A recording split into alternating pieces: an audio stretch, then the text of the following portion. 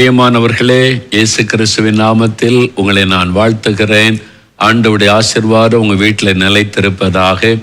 இந்த நாளிலும் உங்களை பார்ப்பது ரொம்ப மகிழ்ச்சி. ஏசப்பா என்ன சொல்லியிருக்கிறாங்க? எங்கே 2 பேர் அல்லது 3 பேர் இயேசு என்கிற நாமத்தினால் கூடினாலும் அங்கே நான் இருக்கிறேன். இப்போ உங்கள் வீட்டில் ஏசப்பா இருக்காங்களா? இருக்கிறாங்க. ஏன்னா நம்ம இயேசுவின் நாமத்தினால கூடி வந்திருக்கிறோம். நம்ம குடும்ப ஜெபத்தில் ஏசப்பா வர்றாங்க, உங்கள் வீட்டுக்குள்ளே இருக்கிறாங்க. அவங்க அதை பார்த்து சந்தோஷப்படுறாங்க. நீங்கள் கூடி ஜெபிக்கும் போது இதை நல்ல மனதில் கொள்ளணும். இயேசு கிறிஸ்து எங்கள் மத்தியில் இருக்கிறாரு, நாங்கள் இயேசுவுக்கு சொந்தம், எங்கள் குடும்பத்தில் இருக்கிற எல்லாரும் இயேசுவுக்கு சொந்தம். இயேசு எங்கள் மத்தியில் இருந்து எங்களுடைய குடும்ப ஜெபத்தில் கவனித்து கொண்டு இருக்கிறார். அந்த விசுவாசத்தோடு, அந்த மகிழ்ச்சியோடு நம்ம துதிக்கணும், ஜெபிக்கணும், தியானிக்கணும். சரியா? நேற்று நான் கடந்த வாரத்தில் நான் ஒரு காரியம் சொன்னேன். முதல் குடும்பம் ஆதாம் ஏவாள், அந்த குடும்பத்தை ஆண்டவர் உருவாக்கி என்னென்ன மாதிரி பொறுப்பெல்லாம் கொடுத்தார். அப்போ குடும்ப வாழ்க்கையை ஏற்படுத்தினவர் கர்த்தர். உங்களுக்கு ஒரு குடும்பத்தை தந்திருக்கிறார், மனைவி தந்திருக்கிறார், கணவரை தந்திருக்கிறார், பிள்ளைகளை தந்திருக்கிறார், பெற்றோரை தந்திருக்கிறார்னா இதெல்லாம் ஏதோ தற்செயலாய் நடக்கிறதில்லை. தேவன் உங்களுக்கு கொடுத்திருக்கிற ஒரு ஆசீர்வாதம், பிளஸ்ஸிங். அதை நீங்கள் முதலாவது உணரணும். அவங்கவுங்களுக்கு கொடுக்கப்பட்ட பொறுப்புகளை உணர்ந்து அவரவர்கள் ஆண்டவருக்கு ஒப்பு கொடுத்து நம்ம ஜெபித்து கொள்ளணும். சரியா?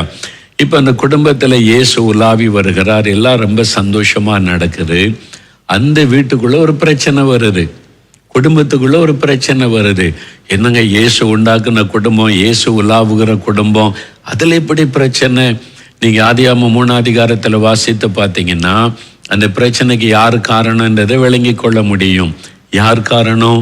பொல்லாத பிசாசு, சாத்தான். ஆதாம் ஏவாள் ஆண்டவரோட சந்தோஷமா மகிழ்ச்சியா ஒரு பிரச்சனை இல்லாம வாழ்ற பிசாசு பார்க்கறான்.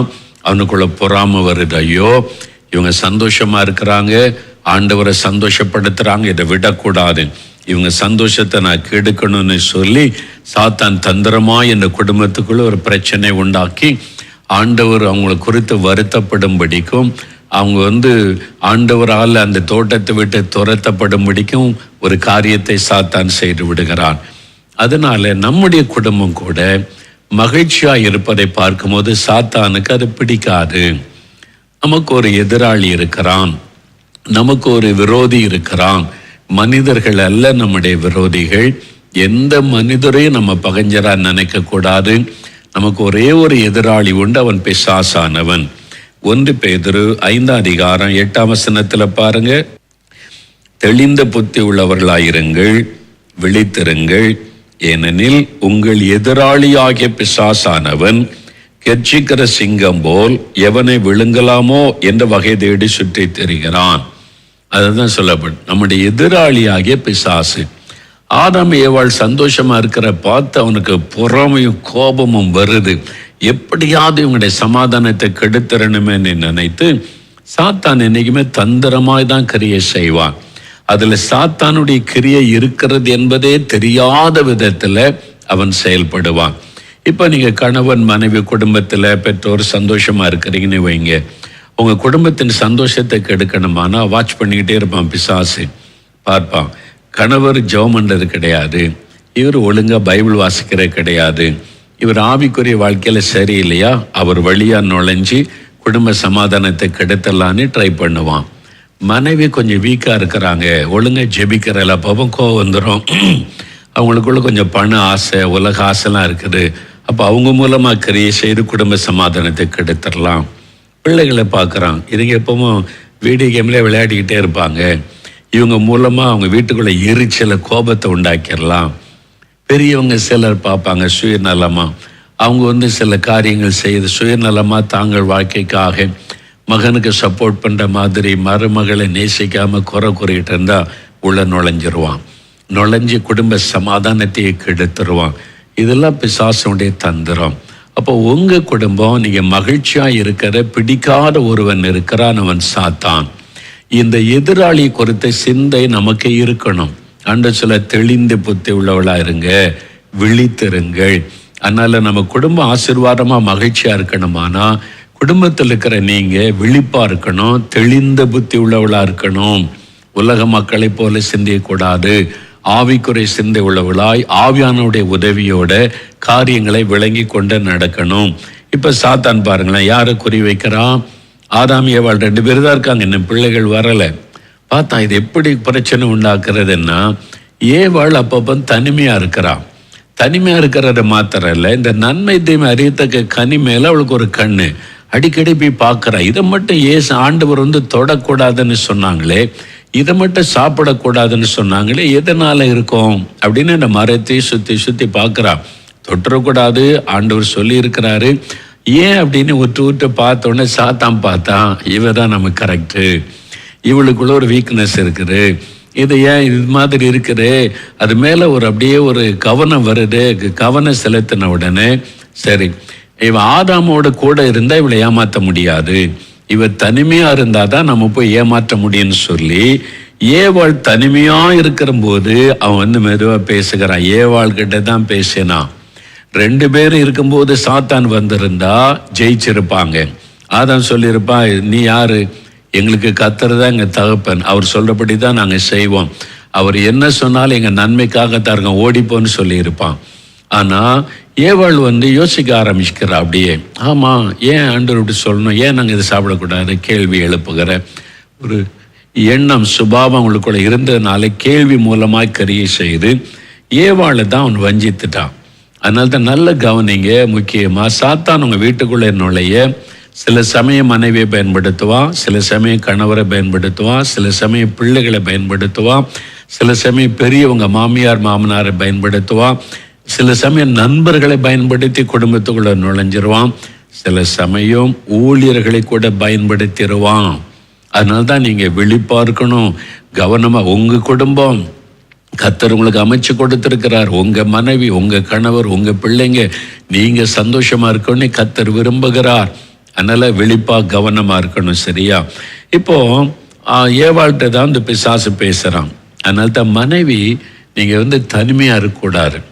தனிமையா இருக்கக்கூடாதுன்னா என்னங்க அர்த்தம்? நம்ம கணவர் வேலைக்கு போயிட்டார், வீட்டில் சமையல் வேலை பண்ணி தனியாக இருக்கணும். 2 பேர் வேலைக்கு போனால் சில சமயம் தனிமையாக உட்காந்து வேலை பார்க்கணும். அதுக்கு அர்த்தம் அப்படியே இல்லை. எப்பவும் ஆண்டவரோடு இருக்க பழகுங்க.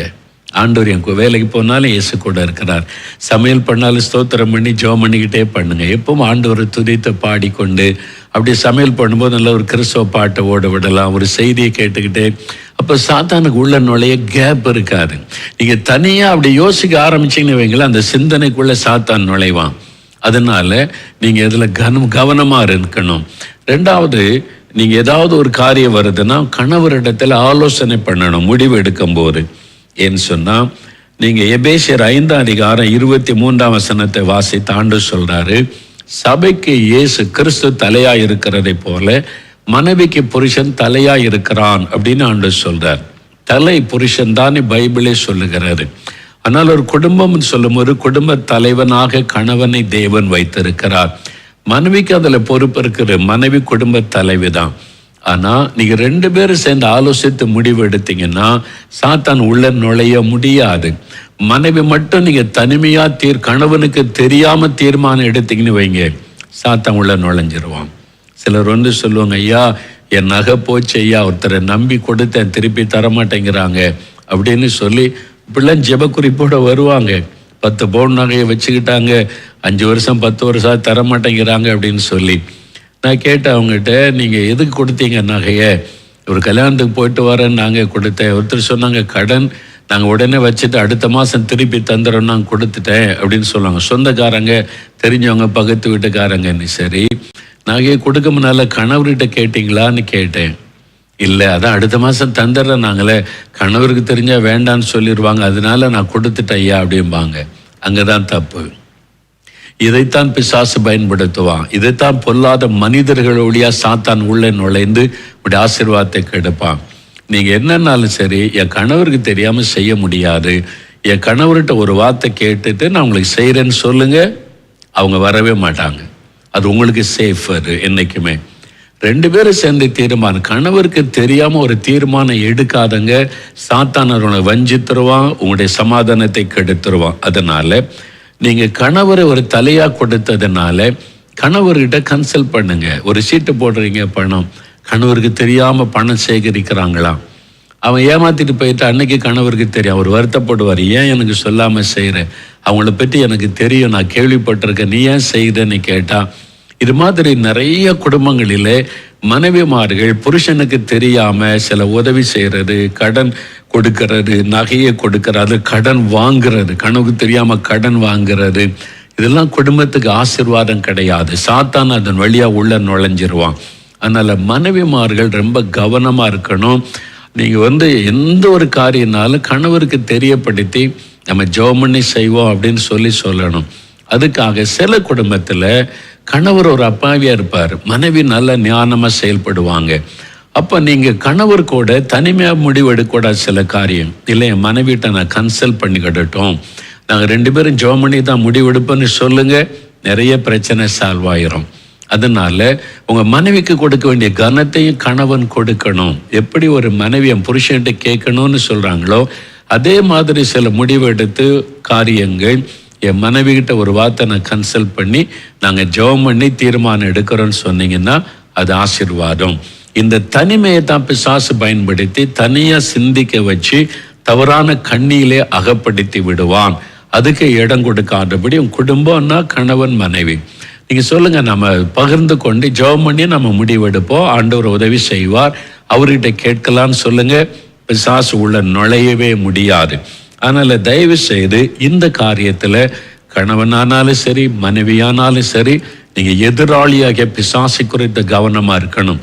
சில சமயத்தில் தப்பு நடந்துட்டுங்க, மனைவி உங்கள்கிட்ட கேட்காம ஒன்று செஞ்சிட்டாங்க, உடனே அதையே சொல்லி கோவப்பட்டு பிரச்சனை உண்டாக்கி சண்டை போடாதுங்க. சரி, அவங்க ஒரு பலவீனத்தில் செஞ்சிட்டாங்க, ஒரு தப்பு நடந்துட்டு ஒரு கணவன் என்ன செய்யணும், ஓகே நீ தப்பு பண்ணிட்ட, இப்போ ஒன்றறியா தப்பு தாங்க உங்கள்கிட்ட கேட்காம செய்துட்டேன், ஓகே ஆண்டவர் உதவி செய்வார், நம்ம ஜெபம் பண்ணுவோம், பிரச்சனை ஆண்டவரிடத்தில் கொண்டு போகலாம். தீர்வு கொடுப்பதற்குரிய தலைவர் உங்கள் வீட்டில் இருக்கிறாரு. நீங்களே சண்டை போட்டுக்கிட்டு முறுமுறுத்து கொண்டு இருக்கக்கூடாது. உடனே ஆண்டவருடைய பிரச்சனை கொண்டு போங்க. உங்கள் மனைவி தாங்க, உங்கள் கணவர் தானே, ஒரு மிஸ்டேக் நடந்து போச்சு, அதையே பெருசுப்படுத்தி உங்களால் தான் இப்படி ஆச்சு, உன்னால தான் இப்படி ஆச்சு, உங்களால் இப்படி நான் கஷ்டப்படுறேன் பாருங்க, நீ இப்படி இருக்கனால தான், அப்படிலாம் பேசாதங்க. ஒரு குடும்பம் ஒருத்தருக்கு ஒருத்தர் விட்டு கொடுத்து மன்னித்து போகிறதற்கு பிசாசு விளையாடிட்டான், பிசாசு உள்ள நுழைஞ்சிட்டான். நீங்கள் உடனே என்ன செய்யணும், ஓகே பரவாயில்லம்மா நம்ம ஜெபிக்கலாம், ஆண்டவர் உதவி செய்வார் அப்படின்னு பிரச்சனையை ஆண்டு விட்டு கொண்டு போங்க சேர்ந்து. அதுதான் குடும்ப ஜெபம், அது விட்டுறக்கூடாது. இந்த குடும்ப ஜெபத்தை தடுக்கிறதுக்கு பிசாசு முயற்சி பண்ணுவான். நல்லா அறிந்து கொள்ளுங்க. எதுக்கு இந்த பிரச்சனை வருது தெரியுமா? உடனே குடும்ப ஜெபம் போயிடும், குடும்ப ஜெபம் நிறுத்து போயிடும். எப்படி சேர்ந்து ஜெபிப்பீங்க? ஒரு மனம் இல்லாட்டா சண்டை போட்டுக்கிட்டு முறுமுறுத்துட்டு ஒன்றா ஜெபிக்க முடியுமா? அந்த ஜெபம் நின்ற உடனே பிசாசு உங்க குடும்பத்துக்குள்ளே விளையாடி விடுவான். அந்த குடும்ப ஜெபத்தினால உங்க வீட்டுக்குள்ள சாத்தானால செயல்பட முடியலை. அதனால இந்த குடும்ப ஜெபத்தை கெடுக்க யார் மூலமாவது செயல்பட்டு ஒரு சண்டையை உண்டாக்கி குடும்ப ஜெபத்தை தடுக்க முயற்சிப்பான். விட்டுறாதங்க. ஒருவேளை கணவர் கோவிச்சிட்டு ஒரு நாள் வரலன்னா மனைவி பிள்ளைகளை வச்சு ஜெபம் பண்ணுங்க. முறுமுறுக்காரங்க, சண்டை போடாதங்க, ஜெபிங்க. அடுத்த நாள் கர்த்தர் கொண்டு வந்துடுவார். உங்கள் மனைவியே வரலன்னு சொல்கிறாங்க, நீங்கள் பிள்ளைகளை வச்சு ஜெபிக்க ஆரம்பிங்க. எப்போ வழக்கமாக ஜெபிக்கிற இடத்துல பாட்டு பாடி ஜெபிக்க ஆரம்பிங்க. விட்டுறாதங்க. பிசாசு ஜெபத்தை தடுக்கத்தான் முயற்சி பண்ணுவான். குடும்ப ஜெபத்தை தடுத்துட்டு அவங்க வீட்டுக்குள்ள அந்த திறப்பை விழுந்துடும், வேலி அந்த எடுக்கப்பட்டு போயிடும், உள்ள நுழைஞ்செல்லாம் அவன் நினைப்பான். நீங்கள் விட்டுறாதங்க, ஜெபம் பண்ணுங்க. நாங்கள் குடும்பமாக ஜெபிக்கணும் ஆண்டவரே, அதுக்குள்ள தடைகள் மாறட்டும்னு கேளுங்க, கர்த்தர் கிருபை தருவார். அப்போ பிசாசு உங்கள் வீட்டுக்குள்ளே நுழைய யாருமே இடம் கொடுக்காதுங்க. மனைவியானாலும் சரி, நீங்கள் கணவரானாலும் சரி. பிள்ளைகளுக்கு விவரம் தெரியாது, பிள்ளைகள் மூலமாக சில சமயம் அப்படியே பிரச்சனையை உண்டாக்கிடுவான். பெருசுப்படுத்தாதுங்க பிரச்சனையை. ஃபேமிலின்னா ஒரு பிரச்சனை வரும், உடனே அடுத்தவங்க ஞானமாக செயல்பட்டு ஓகே நம்ம ஜெபிக்கலாம் சரியாயிருன்னு உடனே பிள்ளைகள் மேலே கோபம், சண்டை, கடினமான வார்த்தைகள் வந்துடக்கூடாது. அமைதியாக இருங்க. ஒருத்தர் கோபப்பட்டு அடுத்தவங்க அமைதி ஆயிட்டிங்கன்னா பிரச்சனை சரி பண்ணிட முடியும். அதனால சாத்தான் தான் நம்முடைய எதிராளி, உங்கள் மனைவி அல்ல, உங்கள் கணவர் அல்ல, உங்கள் பிள்ளைகள் அல்ல. இது கர்த்தர் அமைத்து கொடுத்த குடும்பம். பிசாசால பொறுக்க முடியலை. என்றைக்கும் அதை நினைவில் வைத்து இந்த சாத்தான் கொண்டு வருகிற காரியங்களை நீங்கள் ஜெபித்து மேற்கொள்ள முடியும். சில சமயம் நிறைய போராட்டமாக வருதுன்னா உபவாசம் பண்ணி ஜெபிங்க. உபவாசம் பண்ணி ஜெபிச்ச உடனே அந்த கிரியைகள் மாறிடும். ஒருவேளை மனைவி ஜெபிக்க வரல, கணவர் ஒரு நாள் உபவாசம் பண்ணி என் குடும்பத்துக்காக நான் ஜெபிக்கிற ஆண்டவரே, என் மனைவி என் பிள்ளைங்க எனக்கு முக்கியம், பிசாசின் கிரியை அழிக்கப்படும், ஜெபிச்சு பாருங்க, மனைவிக்குள்ள மாற்றம் வந்துடும். ஒருவேளை கணவர் கோவப்பட்டு வராமல் இருக்கிறார், மனைவி ஒரு நாள் உபவாசம் பண்ணுங்க, இது உங்க குடும்பம், நாங்க உங்களுக்கு சொந்தம், என் கணவர் மேல சாத்தானுக்கு அதிகாரம் இல்லை, இந்த ஒரு மனதை கெடுக்கிற ஆவியை கடிந்து கொள்ள நீ ஜெபம் பண்ணி பாருங்க, உடனே ஒரு மாற்றம் வந்துடும். நம்ம ஜெபம் பண்ணி மேற்கொண்டு அந்த குடும்ப சமாதானத்தை, ஐக்கியத்தை காத்து கொள்ளணும். சரியா? இப்போ உங்களுடைய குடும்ப தேவைகள் நிறைய சமயத்துல என்ன பிரச்சனை? கடன் பிரச்சனையா, வியாதி பிரச்சனையா, பிள்ளைகள் பிரச்சனையா, அல்ல இந்த மாதிரி ஒரு காரியம் தான் எங்களுக்குள்ள வாக்குவாதம் வருது அப்படின்னு நினைக்கிறீங்களா? அது இன்னைக்கு ஆண்டோடைய பாத்துல வைங்க. ஆண்டவரே, இதுதான் எங்கள் குடும்பத்தில் அடிக்கடி வாக்குவாதத்தை உண்டாக்குது, எங்களுக்குள்ள ஒரு மனதை பாதிக்குது, எங்களுக்குள்ள முறுமுறுப்பு சண்டைகளை உண்டாக்குது, என் பிள்ளைகள் பிரச்சனை, வீடு பிரச்சனை, கடன் பிரச்சனை, வேலை பிரச்சனை, ஏதோ ஒரு பிரச்சனை. ஆண்டோடைய பாத்தில் வச்சிருங்க, கர்த்தர் அதை மாற்றிடுவார், ஒரு அற்புத மாற்றம் உண்டாகும். சரி, உங்களுடைய ஜெப குறிப்பெல்லாம் வச்சிருக்கீங்களே, அதை வைங்க. அதில் அற்புதம் நடந்திருக்குல்ல, டிக் பண்ணுங்க. எதுக்கு ஆண்டவர் பதில் கொடுத்திருக்கிறாரு, ஸ்தோத்திர ஜெபம் பண்ணுங்க. என்னென்ன தேவைனாலும் ஒரு ப்ரேயர் லிஸ்ட் வைத்து கொண்டு ஆண்டோடைய பாத்தில் வச்சு நீங்கள் ஜெபிக்க ஆண்டவர் பதில் கொடுத்த உடனே டிக் பண்ணி இதுக்கெல்லாம் பதில் கொடுத்ததுக்காக ஸ்தோத்திரம் சொல்லுங்க. அடுத்த தேவைகளுக்காக ஜெபிங்க. பிள்ளைகள் ஸ்கூல் ஆரம்பிக்க போது ஃபீஸ் கட்டணும், இந்த தேவை இருக்கு, யூனிஃபார்ம் வாங்கணும், இந்த செலவு இருக்கு, எல்லாம் குறிப்புங்க, எழுதி ஜெபம் பண்ணுங்க. ஆஸ்பத்திரி செலவே எங்களுக்கு வரக்கூடாது, வீண் செலவே வரக்கூடாது, ஆண்டவரே பூரண ஆசீர்வாதம் வீட்டில் இருக்கணும்னு ஜெபம் பண்ணுங்க. ஆண்டவர் அழகாய் நடத்துவார். ஜெபிக்கலாமா? இப்போ குடும்பமா எல்லாம் முழங்கால் படியிடுங்க, ஜெபிக்கலாம். ஆண்டவர் உங்களுடைய குடும்பத்தில் எந்த முறுமுறுப்பு, சமாதான குறைவு எதுவும் இல்லாமல் அழகா நேர்த்தியாய் நடத்துவார். நம்ம ஜெபிக்கலாம். அப்படியே நீங்கள் ஸ்தோத்திரம் பண்ணுங்க. ஆண்டவரே, எங்களுக்கு தந்த நல்ல குடும்பத்துக்காக ஸ்தோத்திரம், எனக்கு தந்த மனைவிக்காக ஸ்தோத்திரம், எனக்கு தந்த கணவருக்காய் ஸ்தோத்திரம், எங்களுக்கு நீங்க தந்த குழந்தைகளுக்காய் ஸ்தோத்திரம், எங்க வீட்டில் இருக்கிற பெரியவங்க, அப்பா அம்மா, மாமனார் மாமியார், அவங்களுக்காக ஸ்தோத்திரம். நல்ல குடும்பத்தை தந்திருக்கிறீங்க ஸ்தோத்திரம், நல்ல வேலை தந்திருக்கிறீங்க ஸ்தோத்திரம், நல்ல பிஸ்னஸ் வருமானம் தந்திருக்கிறீங்க ஸ்தோத்திரம், இம்மட்டும் எங்களை காத்து கொண்டீங்க ஸ்தோத்திரப்பா. ஆண்டவர், எங்கள் எதிராளியாகிய பிசாசு எங்க வீட்டுக்குள்ள நுழையக்கூடாது, அவனுடைய தந்திரங்கள் இயேசுவின் நாமத்தில் முடக்கப்படட்டும். ஒரு மனதை கெடுக்கிற ஆவி, முறுமுறுப்பை உண்டாக்குகிற ஆவி, குறை சொல்லுகிற ஆவி, சந்தேகத்தின் ஆவி, குற்றம் சொல்லுகிற ஆவி, அந்த பிசாசின் வல்லமைகளை இயேசுவின் நாமத்தில் நாங்கள் கடிந்து கொள்ளுகிறோம். எங்கள் குடும்ப சமாதானத்தை கெடுக்க, ஒரு மனதை கெடுக்க போராடுகிற பொருளாத எதிராளியாகிய பிசாசை நீர் சிலுவையிலே ஜெயித்து விட்டீர். சிலுவையிலே உம்முடைய ரத்தத்தினால் அவனுடைய வல்லமை முடக்கி விட்டேன். இப்பொழுது இயேசு கிறிஸ்துவின் நாமத்தில் ஜெபிக்கிறோம். எங்க வீட்டு மேல சாத்தானுக்கு அதிகாரம் இல்லை, எங்கள் வீட்டுக்குள்ளே நுழைய அதிகாரம் இல்லை. நாங்கள் இயேசுவுக்கு சொந்தம், எங்க குடும்பம் எல்லாம் இயேசுவுக்கு சொந்தம், என் கணவர், என் மனைவி, பிள்ளைகள், நாங்கள் எல்லாம் இயேசுவுக்கு சொந்தம். நீங்க வேலி அடைத்து பாதுகாக்கிறீங்க. பொல்லாத சாத்தானே, எங்க வீட்டுக்குள்ள உனக்கு இடம் இல்லை, உனக்கு அதிகாரம் இல்லை, நீ யாரையும் தொட உரிமை இல்லை. இயேசுவின் ரத்தத்துக்குள் எல்லாரையும் ஒப்பு கொடுக்கிற முறுமுறுப்பின் ஆவி வெல்லாகட்டும், குறை சொல்லுகிற ஆவி இயேசுவின் நாமத்தில் வெல்லாகட்டும், சந்தேகத்தின் ஆவி இயேசுவின் நாமத்தில் வெல்லாகட்டும், ஒரு மனதை கெடுக்கிற பிசாசின் வல்லமை வெல்லாகட்டும். எந்த மனிதர் மூலமாகவும் எங்களுடைய வீட்டுக்குள்ளே பிரச்சனை கொண்டு வர நினைக்கிற சாத்தானுடைய வல்லமை கடிந்து கொள்ளுகிறோம். ஆண்டவரே, நீர் எங்களுக்கு ஆலோசகராய் இருந்து, தகப்பனாய் இருந்து எங்களை பாதுகாத்து ஆலோசனை கொடுத்து நடத்தும். பிரச்சனை இடத்தில் கொண்டு வருகிறோம். இந்த கடன் பிரச்சனைக்கு மாற்றத்தை உண்டாக்கி கொடுங்கப்பா, அதிலிருந்து எங்களுக்கு விடுதலை கொடுங்க, சொந்த வீடு கொடுங்க, காரியங்களை வாய்க்க பண்ணுங்க, பிள்ளைகளை படிப்பில் ஆசீர்வதிங்க, நல்ல ஞானமுள்ள இருதயத்தை கொடுங்க, வேலையில் இருக்கிற பிரச்சனையை மாற்றுங்க, பிசினஸ்ல இருக்கிற பிரச்சனையை மாற்றுங்க, எங்களை நீங்க ஆசீர்வதிங்க இயேசுவின் நாமத்தில். நாங்க மற்றவங்களுக்கு ஆசீர்வாதமா இருக்கணும், எங்க தெருவில் இருக்கிறவங்களுக்கு, எங்க ஊர்ல இருக்கிறவங்களுக்கு இயேசுவின் அன்பை வெளிப்படுத்துகிற சாட்சியா நாங்க உப்பா இருக்கணும், வெளிச்சமா இருக்கணும். அதுக்கு எங்களுக்கு கிருபை கொடுங்கப்பா. எங்க சபையை ஆசீர்வதி ஆசீர்வதிங்க, எங்க மேய்ப்பரை ஆசீர்வதிங்க, எங்க போதகரை பாஸ்டரை ஆசீர்வதிங்க, வல்லமையா பயன்படுத்துங்க. எங்க சபையில எழுப்புதல் வரட்டும், எங்க ஊர்ல எல்லாம் ஆவியானுடைய வல்லமை ஊற்றப்படட்டும், எல்லாரும் ரட்சிக்கப்படட்டும். எங்க தேசத்துக்காக ஜெபிக்கிறோம். எங்க தேசத்துல சமாதானம் உண்டாகும், பாதுகாப்பு எங்களுடைய தேசத்தில் உண்டாயிருக்க ஜெபிக்கிறோம். தீமைகள் எல்லாம் தேசத்தை விட்டு விலகட்டும், மதுபானம் ஒழியட்டும், விபச்சாரம் வேசித்தனம் ஒழியட்டும், குழந்தைகள் பெண்கள் பாதுகாக்கப்பட ஜெபிக்கிறோம். எங்க தேசத்தில் அமைதி சமாதானம் உண்டாயிருக்கட்டும். இயேசுவின் நாமத்தில் இதோ எங்க குடும்பத்தை நீர் ஆசீர்வதிக்கிறீர், ஆசீர்வாதமாய் வைத்திருக்கிறீர். உமக்கு ஸ்தோத்திரம்.